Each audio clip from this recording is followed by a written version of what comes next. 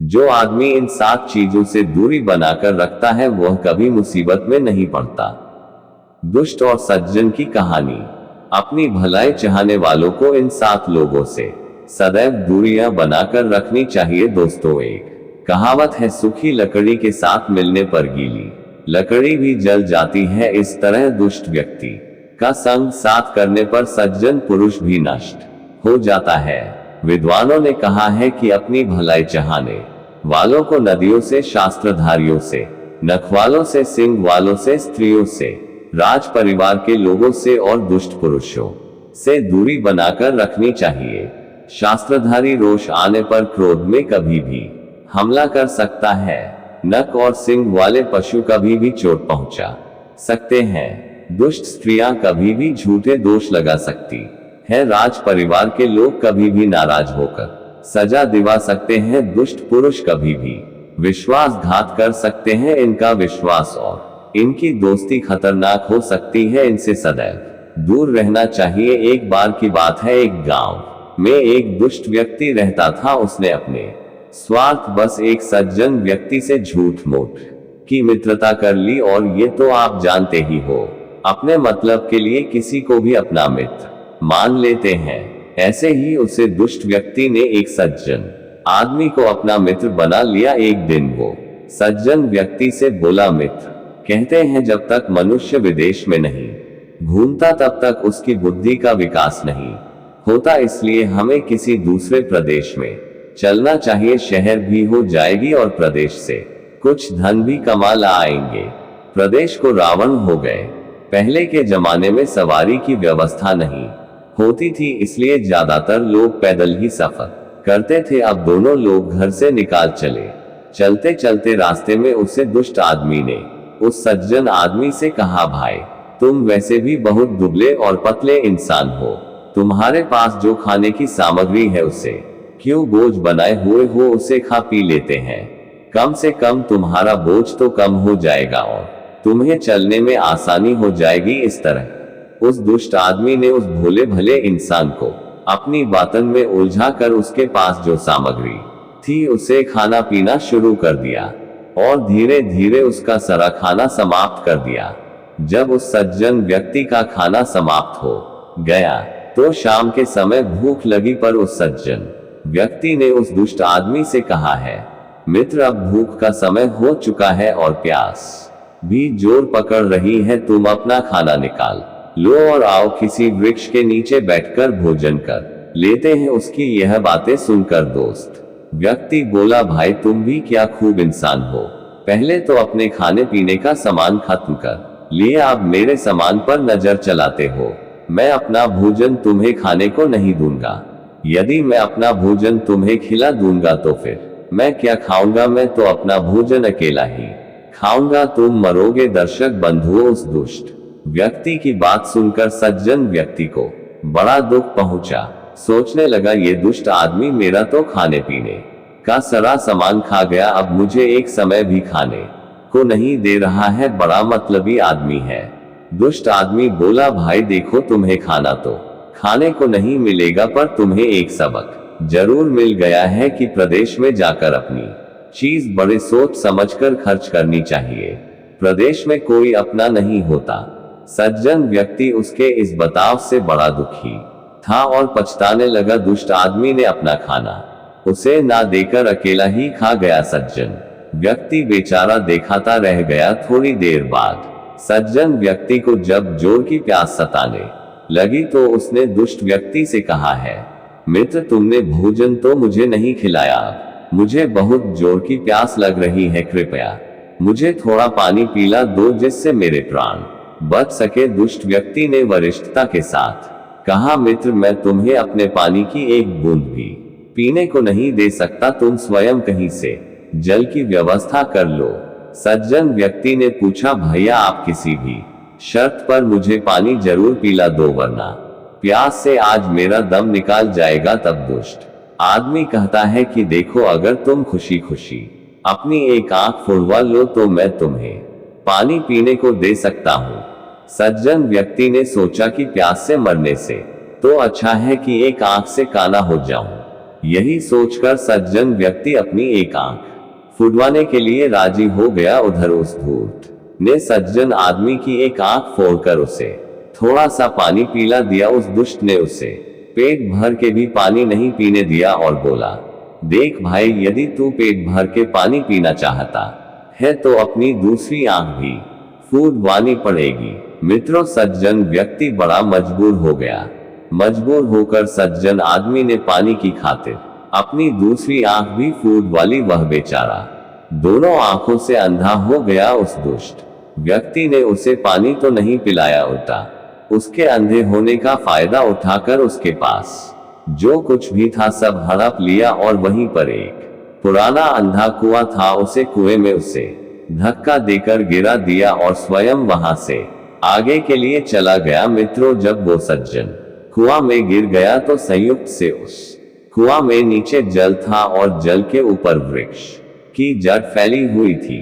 वो सज्जन आदमी उन जड़ों के ऊपर जाकर रुक गया और उसको कोई चोट भी नहीं आई। उसने पहले तो पेट भर के खूब जल पिया, उसके बाद वृक्ष की जड़ पकड़कर कुआं के एक और बैठ के आया। सोचने लगा, अब तो इस कुएं में पड़ा पड़ा मैं मर जाऊंगा, कोई मुझे इस कुएं से निकालने भी नहीं आएगा। वो सज्जन व्यक्ति उस कुएं में पड़ा पड़ा यही सब बातें सोच रहा था। पर कहते हैं अच्छे लोगों की परमात्मा मदद जरूर करता है। रात होने पर इस कुएं के पास वृक्ष पर कुछ पक्षी मनुष्य की तरह बात कर रहे थे। उनमें से एक पक्षी बोला, भैया कोई ऐसी बात कहे जिससे अपनी रात आराम से बीत जाए। तब दूसरा पक्षी बोला, भाई क्या बताएं, आज एक दोस्त आदमी ने एक सज्जन व्यक्ति को इस कुएं में धकेल दिया है। वह बेचारा अपना सब कुछ खोकर आंखों से अंधा अपने भाग्य को कोस रहा है। उसकी बात सुनकर पहले वाला पक्षी बोला, भैया इस आदमी के साथ बड़ा बुरा हुआ, क्या तुम्हारे पास इसको ठीक करने का कोई उपाय हो तो बताए। तब वो पक्षी कहता है, भाई इस अंधे आदमी को इस वृक्ष पर चढ़कर इसके पत्तों के रस को अपनी आंखों में डाल ले तो इसकी आंखें फिर से जैसी की तैसी हो जाएगी। और उससे वृक्ष की डाल और पत्तों में एक विशेषता यह है कि भयंकर से भयंकर कोढ़ भी इन पत्तों को पानी में उबालकर उससे स्नान काले तो वो 3 दिन में ठीक हो जाएगा। और सुनो, इस कुएं के पास एक टीला है जिसमें हजारों मन सोना गड़ा हुआ है। जो कोई उसे खोद लेगा वह मालामाल हो जाएगा। परंतु एक बात बहुत ध्यान रखने वाली है, इस वृक्ष का रखवाला एक बड़ा ही खतरनाक बंदर है और उस टाले का रखवाला एक शेर है। इसलिए ये काम सूर्योदय से पहले जो कर लेगा उसे इसका लाभ मिल जाएगा। और यहाँ से रात में उसे जाना होगा। दर्शक बंधुओं, वे दोनों पक्षी उस अंधे की किस्मत बदलने वाले उपाय बताकर वहां से उड़ चले। उदारू सज्जन अंधे आदमी ने उन पक्षियों की बात को ध्यानपूर्वक सुन लिया था। वो तुरंत उस वृक्ष पर चढ़ा और उसके पत्ते तोड़कर पत्तों का रस निकालकर अपनी आंखों में डाल लिया। उसकी दोनों आंखें फिर से ठीक हो जाती है। आंखें ठीक होने के बाद उसने उस वृक्ष की डाल और पत्ते तोड़कर एक पोटली में बांधकर रख लिए और वहां से चलाता बना। चलते चलते दिन निकालने से पहले एक नगर में पहुंच गया था। वहां के राजा को कोढ़ की बीमारी थी। वहां के राजा ने अपने नगर में ये घोषणा करवा रखी थी कि जो व्यक्ति उसे ठीक कर देगा वो उसके साथ अपनी राजकुमारी का विवाह कर देगा और आधे राज्य का उसे मलिक बना देगा। राजा की यह घोषणा जब वो सज्जन व्यक्ति ने सुनी तो वो बिना देरी किए सीधा राजा के दरबार में पहुंचा और राजा से बोला, महाराज मैं आपकी बीमारी को 3 दिन में ठीक कर दूंगा।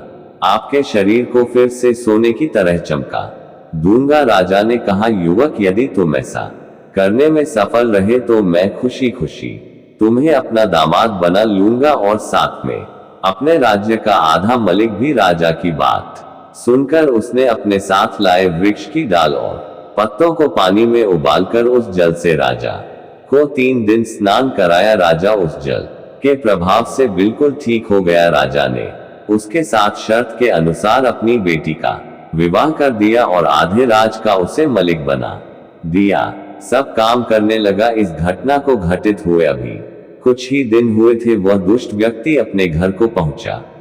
इधर वह सज्जन आदमी हाथी पर बैठकर बाजार में घूम रहा था। अचानक दोनों व्यक्तियों ने एक दूसरे को देखा तो वह एक दूसरे को पहचान गए। उस दुष्ट व्यक्ति ने अपने मन में सोचा कि ये आज मुझे उस दिन का बदला अवश्य लेगा, परंतु सज्जन व्यक्ति ने ऐसा नहीं किया, बल्कि अपने नौकरों की सहायता से उसने उसे अपने साथ हाथी पर बैठा लिया और वो प्रेम और श्रद्धा के साथ उसे अपने महल में बुला ले गया। महल में पहुंचकर उसने अपनी पत्नी और नौकर नौकरानियों को ये बताया कि ये मेरा मित्र है, इसकी आवभगत में कोई कमी नहीं रहनी चाहिए। सज्जन व्यक्ति की आज्ञा अनुसार उस दुष्ट की बड़ी सेवा होने लगी।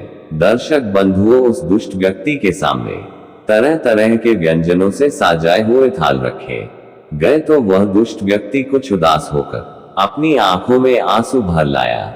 इस पर राजा के सेवकों ने पूछा, श्रीमान जी, आप उदास क्यों हैं? क्या भोजन आपको पसंद नहीं आ रहा या आपकी सेवा में कोई कमी रह गई? कृपया अपनी उदासी का कारण हमें बताने का कष्ट करें। उनमें से कुछ नहीं है, मेरी चिंता का कारण कुछ और ही है।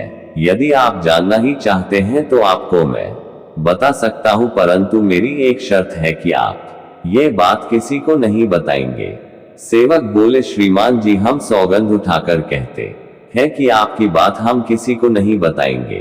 तब उसने बताया कि ध्यान से सुनो, तुम्हारा ये राजा जो मुझे अपना मित्र बता रहा है, ये हमारे गांव का रहने वाला एक नीच जाति का व्यक्ति है। एक दिन ये किसी साहूकार के यहाँ फोड़े फुंसी का इलाज करने हेतु गया तो इसने वहां चोरी कर ली। पुलिस जब इसे पकड़ने गई तो ये भाग गया। सौभाग्य बस ये यहाँ की राजकन्या से विवाह करके आधे राज्य का मलिक बन गया है। मैं इसी कारण से चिंतित हूँ कि इसके अन्न को खाता हूँ तब तो दोस्त का भाग बनता हूँ, यदि नहीं खाता हूँ तो इसकी मानहानि होती है। मेरी उदासी का यही कारण है। उस दुष्ट की बात सुनकर सेवकों को बड़ा दुख पहुंचा। धीरे धीरे ये समाचार उस सज्जन पुरुष की रानी तक पहुंच गया तो उसने अपना सेवक भेजकर राजा को महल में बुलवाया। महल में आने पर जब राजा ने ये समाचार सुना तो वह बड़ा क्रोधित हुआ कि उसने अपने मंत्री से कहा कि शीघ्र ही हमारे उस दुष्ट दामाद को सूली पर चढ़ा दिया जाए, क्योंकि उसने अपनी जाति छिपाकर हमारी बेटी से विवाह करके हमारे धर्म पर उतारा घात किया है। राजा की आज्ञा सुनते ही मंत्री ने उस सज्जन व्यक्ति को दरबार में हथकड़ी बेड़ी पहना दी और उस जल्लादों को सौंप कर सूली पर चढ़ाने का आदेश दिया। जिस समय वो सज्जन व्यक्ति सूली पर चढ़ाया जाने लगा तो उससे उसकी अंतिम इच्छा पूछी गई कि क्या तुम किसी से मिलना चाहते हो? तुम्हारी आखिरी इच्छा क्या है या कोई वस्तु प्राप्त करना चाहते हो? तब सज्जन व्यक्ति कहता है, मैं अपने अंतिम समय में केवल महाराज से मिलना चाहता हूँ, केवल मेरी यही अंतिम इच्छा है। यद्यपि राजा उससे बिल्कुल मिलना नहीं चाहते थे, परंतु फिर भी उन्होंने मृत्यु दंड के अपराधी की इच्छा पूरी करना आवश्यक समझा। राजा उसके पास जाकर कहने लगे कि अरे नीच पापी, बता तू क्या चाहता है, क्योंकि अधिक देर तक तुम्हारे दर्शन करना पाप समझता हूँ।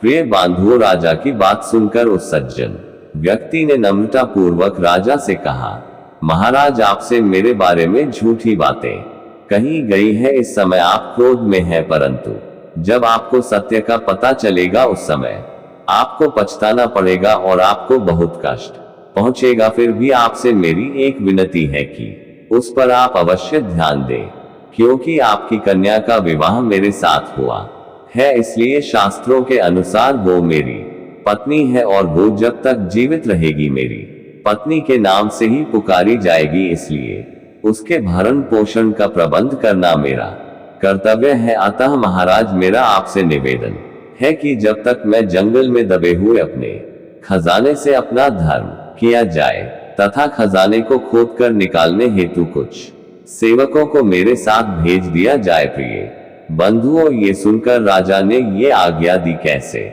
जितने सेवक चाहिए इसे दे दिए जाए और जब तक ये अपना खजाना निकाल कर ना ले आए तब तक इसके साथ पहले की तरह सम्मान दिया जाए। इसके बाद जैसा उचित समझा जाएगा वैसी आज्ञा प्रदान की जाएगी। प्रिय बंधुओं, इसके बाद वो सज्जन व्यक्ति बहुत से सिपाहियों को लेकर शास्त्रों को लेकर वहां पहुंच जहां वह अंधा बनकर उसे कुएं में पड़ा था। वहां पहुंचकर उसने पक्षियों द्वारा बताए गए टीले को खुदवाया। खुदाई करने पर उसमें से असंख्य जिसमें सोने चांदी के भंडार थे, अनेक लोहे के संदूक सोने चांदी से भरे पड़े थे। जब ये खजाना हाथी घोड़े में भरकर राजा के सम्मुख किया गया तो उसे देखकर राजा बड़ा प्रश्न हुआ। इतना ही नहीं, उसने आज्ञा दी कि वास्तव में इसके लिए जो प्रचार किया गया ये किसी देश का राजा है, अभी इसके पास मेरे से भी अधिक धन है, इसलिए आज से समस्त राज्य का यही सवे सर्वाह है।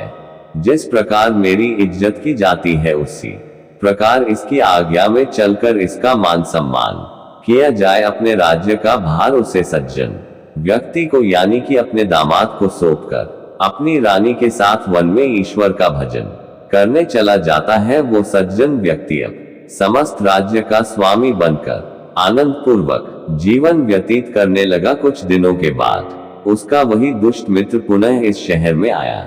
उस समय उसकी दशा अत्यंत शोचनीय थी। वो केवल एक लंगोटी पहनकर भयंकर रोग से पीड़ित होकर एक एक टुकड़े के लिए गली गली में चक्कर लगा रहा था। जब वो सज्जन पुरुष ने उसे दुष्ट मित्र को देखा तो वो रोने लगा और उदास होकर बोला है, मित्र तुम्हारी ये दशा कैसे हुई? उसने बताया, भाई ये सब मेरे दुष्कर्मों का परिणाम है।